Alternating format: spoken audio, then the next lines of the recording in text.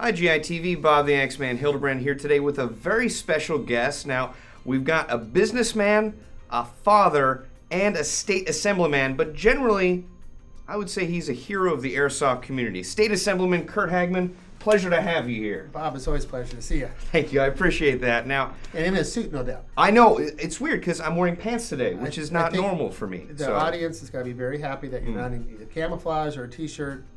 You look pretty good. Yeah, actually, you clean up. Yeah, no, I do. I did my hair, and last time I wore a suit, I actually had a 3-color desert camo on as well, so it felt nice. Now I got to say, we've kind of known each other for a couple years now, and we kind of, I guess, got to know each other through the politics in the state of California, and you've been kind of, I guess, at the forefront of the fight against SB199, SB1315, as well as the most recent bill. But I kind of want to just let our viewers know exactly who you are as a person, as well as a politician and just an ordinary human being. So, if you wouldn't mind telling me, how did you get into politics?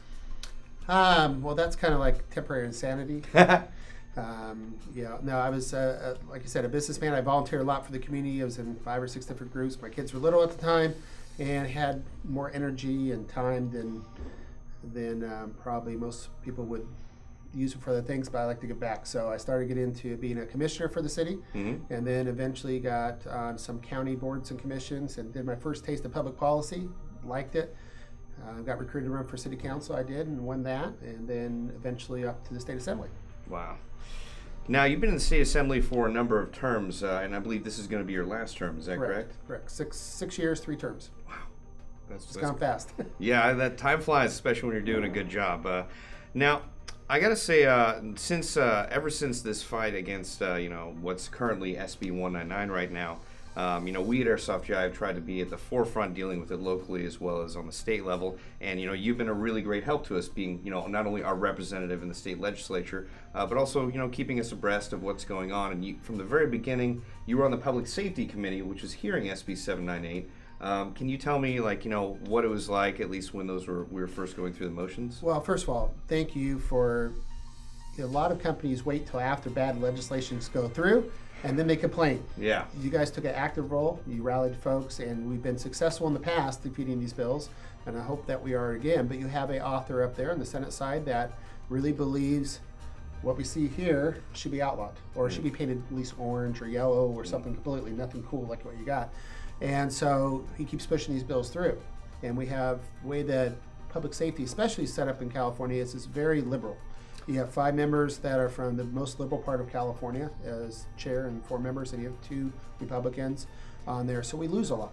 Yeah. And it takes a lot to defeat anything in committee, much less on the floor, especially that committee.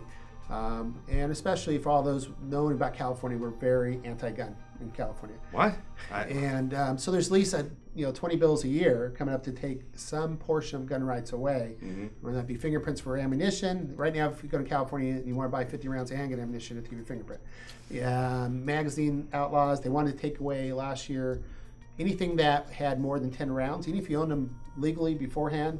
Right now, you can't buy anything more than 10 rounds or transfer in California, but at least if you own them, you keep them. They wanted to go back and take those from people. That's the first time, and I heard from a lot of my NRA folks and such, we're afraid to give these lists to the state because they'll come confiscate our equipment. I go, well, we've never taken a taking before. I see it as outlined, and here it was. It was on the last day, we were able to defeat it, the last day of session last year, that a lot of personal lobbying to be the first really taking a personal property from someone that we're not criminal or anything like that. This is gun rights that we have here. So we're always under attack in California. It really takes folks like yourself and companies like Airsoft GI to come out and bring the public here to advocate. And so in the other bills, you brought members up to the Capitol, and you're in force, and you were able to come in those hearings and make your point. And hopefully we continue to do that as this battle's not going to go away. It's going to keep coming up. No, I agree. I mean, I remember the first few battles we had with 798 and 1315, that it was really amazing to see the community out there, and also, in the committee hearings, but also, when a lot of them were turned down in the committee, we were all outside, and it was a crazy moment to be outside there and cheering in the hallways of the state capitol. But yeah, it was a kind of a baptism by fire in state politics of just learning how things go and how things work. But yeah, you're right. The committee is kind of set up against, I would say, the Republican minority, especially in the state of California. But you know, we definitely appreciate your help all throughout the process, and honestly, it was very interesting to see how it worked, and also to see how things get shot down or passed on. So that definitely informs our decision making for the future. But I got to ask, I guess. You know, you have had some experience playing airsoft, especially after we started working with you and, you know, working in the state assembly and furthermore. But you've got your entire family into airsoft now. Well, I get to thank you and also curse you for that. Yeah. Because now both myself and my 17-year-old son and my 13-year-old daughter, who started, a couple years, 2 years with you ago in our first exposition going out there. And now I have like 12 rifles and 6 pistols and masks and even throat mics and radios, and of course all this stuff costs a lot of money. But it's a great sport. It's something that I love doing with my family right now. We go out several times with you folks and several times on our own. We've been going out. My son's been going out with his friends now lately, almost like every other weekend. And it's a great time to get together. And not all of us politicians are boring and stuffy. Hopefully we get out there and still move a little bit. Yeah. And it was a lot of fun, and we still continue to do it. All right, now, Curt, I've got a question that I'm sure a lot of reviewers are curious about or have wondered. Where do you personally see airsoft going in California, politically and everything else? Well, from my short observation the last 3 or 4 years on this, one, it's picked up a lot more popularity. I see more and more Jonathan's friends getting into it, and they're talking about it more around even the younger ages. So I've been out to a couple of the fields, and they're starting off younger. So I think the sport itself is really picking up. And as the sport picks up, there's more people playing. Obviously, the fields are going to get nicer, more complex, and there'll be more of them. So on one hand, I think it's going very good for the industry. On the other hand, we always have to really fight against the knee-jerk reaction to outlaw this. Yeah. And the political front, which takes everybody to do it. Not only on the political front to educate the legislators and to let them know this is a family sport, this is a safe sport. You're not turning out, just like we used to play cowboys and Indians back in their old days with their BB guns. This is not going to turn a bunch of kids into psychomaniacs out there with their guns. But we need to educate them on that. At the same time, those viewers are watching, follow the rules. I've also heard a lot of tragic incidents over the nation of kids bringing out and brandishing their firearms in the neighborhood. They want to show their friend what they got. They walk out the street, and law enforcement sees that as a potential person with a gun, and they may respond in an inappropriate way or a wrong way. So not only for your own personal safety and the safety of your neighborhood, but also for the safety of the industry, follow the rules. Follow all the laws that pertain to them. Packing them up when you're driving from point A to point B. Only take them out in the fields. Don't point these things. If you don't know that you're on playing a sport here, someone can think it's a real weapon. And that's the biggest political opposition we hear all the time is what happens if, or what happens when this happens. And one mistake out of one person, one tragedy can kill the entire industry overnight. So it's going to be a constant guard on that. Not that there's not problems with football and soccer and injuries and deaths and a lot of problems with anything that takes activity. There's a lot of issues. There's obviously accidents every day in the freeway, but we don't outlaw driving. But this is an easy political target, especially an anti-gun environment here in California.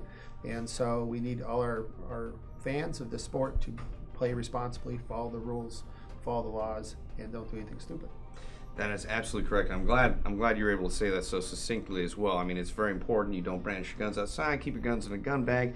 And that's something that we here at Airsoft GI have tried really hard to do. I'm sure you know is that we try and educate our customers to the best of our ability. But there are some folks that buy airsoft guns in big box stores that it's just some people see it as a toy. And airsoft guns aren't toys. I mean, they're BB guns essentially. So you have to treat them with the respect that such products deserve. So. And that shows the difference in our legislature too. They picked out airsoft guns and distinguished them from BB guns, distinguished them from tank guns, and they all can be replica of real firearms. They all have to be treated the same way, and so it's a little disingenuous by the authors of these bills to only pick out one of the 3 different sports on this, and that's one of the things we use against them as well. Yes. But we all take personal responsibility for everything we do. Just like me as a driver, when I get behind the wheel, I have to be driving safe.